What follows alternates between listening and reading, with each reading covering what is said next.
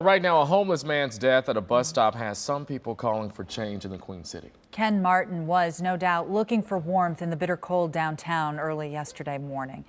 He volunteered with Maslow's Army, helping other homeless people. They spoke only to Not On Your Side's Evan Millward. Evan. Yeah, Krista and Ryan, this touches the very basis of our humanity, our need to be safe, to have warmth, to have dignity. The people who knew Ken Martin knew him as a smart, caring man, a man who, sure, battled his own demons, but who deserves so much more than this. This was a social injustice that happened to Ken Martin. It really was. A cold government square is a stark difference. In pictures, Ken Martin smiles as he serves. Ken, he's the epitome of what Maslow's Army is all about. In fact, he was the first person Sam and Susan Landis met on Fountain Square this January. What'd you get today, bub? A hat and gloves. So, yeah, he gave me a bag of stuff. They took video of that first day, and it shows us the change in Ken Martin.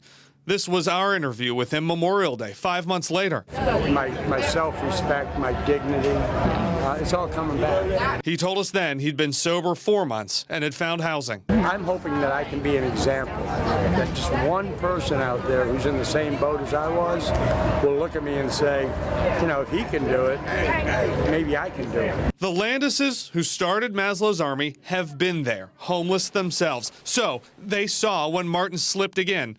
But they say he never lost his desire to get back on the right track. The Landises say he could have done it if he'd had a 24-hour shelter. We need a day shelter.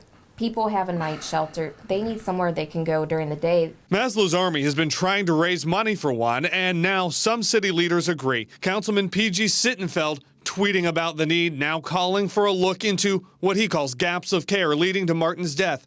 His colleague Chris Seelbach saying, quote, "We must do better." This didn't have to happen. You know, Ken didn't have a chance. Ken didn't have a chance, you know, not when there was nowhere for him to go.